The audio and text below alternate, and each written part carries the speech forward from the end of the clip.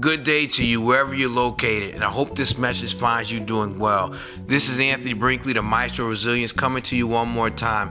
And please like, subscribe, and share, and hit the notifications, because we're trying to get messages out that's going to help people go through challenging times, overcome challenging times, learn from challenging times, extract lessons from challenging times, and continue to move forward. So with that being said, let's jump right into it. Today I want to talk to you about the still in the storm. Let me say that again, the still in the storm. You've heard it said before, you're either going in a storm, you're in a storm, or you're coming out of a storm. But rest assured, storms are part of our lives. And I would fathom a guess that many of you, as you listen to this, there are things that are causing turbulence or disturbances in your atmosphere, in your environments, because that's what storms are. There's disturbances in your environment, there's disturbances in the atmosphere. My question to you is, what do you do in a storm?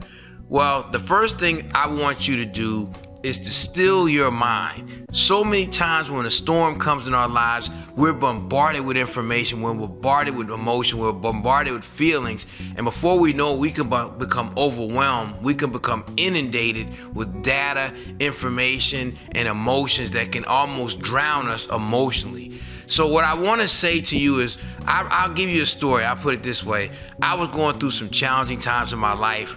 I was in my home. I was about 17 years old, and I was having some challenges internally. I was having some challenges within my family construct, and I was just tired of everything, and I was frustrated. And most of it, to be honest, was self-inflicted. But I remember knowing that I couldn't live in my house anymore. I just felt that way. My father and I were going back and forth because I thought I was a man, and my father was like, there's only one man under this roof, and he was right. But for me, that friction was starting to cause me a lot of frustration. So I had a storm in my life. I had no money.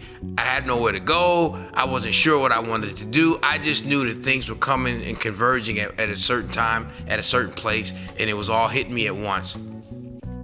So what I did was, I knew I had to still my mind. So I rode my bicycle down to the beach because I was 17, I didn't have a car yet.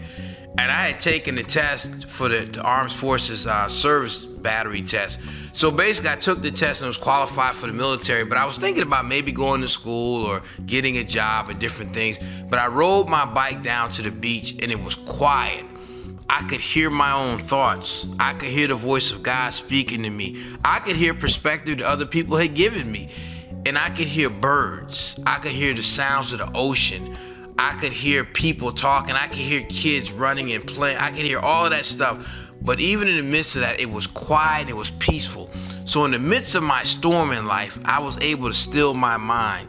And when I stilled my mind, I knew that it was things that I had done that was wrong. I knew there was things that I did to help create the storm or make the storm worse. And I knew if I wanted any peace in my life, I had to make those circumstances better.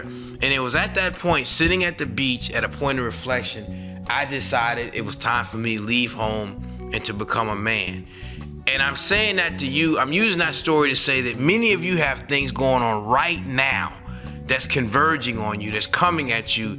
And the first thing I would ask you to do is simply get away, even if it's somewhere like in your prayer closet, or go for a ride or go for a walk, and just get those things out of your mind so you could hear what you need to hear and you can process the information, because there are storms coming. All you have to do is turn on the TV. And oh, by the way, in the midst of trying to still your mind, turn off the TV, turn off the radio, turn off things that won't feed life into your spirit. So in the midst of your storm, in the stillness, you can find answers, you can find perspective, you can find peace. And that's what I want you to find today. So again, storms are part of life, but you can overcome storms. Keep focused, keep locked in, keep fighting for every part of your peace. Like, subscribe, share, and hit the notification button. Pass this on, because there's people in your life that's going through a storm. Thank you. I appreciate you. We will talk to you soon. Peace and blessings to you. You're going to think, some of you going to laugh, some of you going to cry, but we're going to get better before this is over. Understand this, there is no such thing as tomorrow. Tomorrow is aspirational because when tomorrow gets here, it's gonna actually be today. So what are you doing today? What are we doing today as a collective body to make sure that we can make things better? Live your life. A passionate Anthony Brinkley is a problem solver. He's an author and motivational speaker using his skills after decades in the military to teach people how to be resilient and take action. The most valuable thing in your life is time. Every day in America, 7,000 people die. So 7,000 people that thought they were gonna wake up today didn't. Anybody besides me never thought they'd be 30 years old? Put your hand up. I would get up and put my mask on. Hey, Brinkley, how you doing? I'm doing great. And that's why I come here to talk to you, to remind you that you're not what you went through.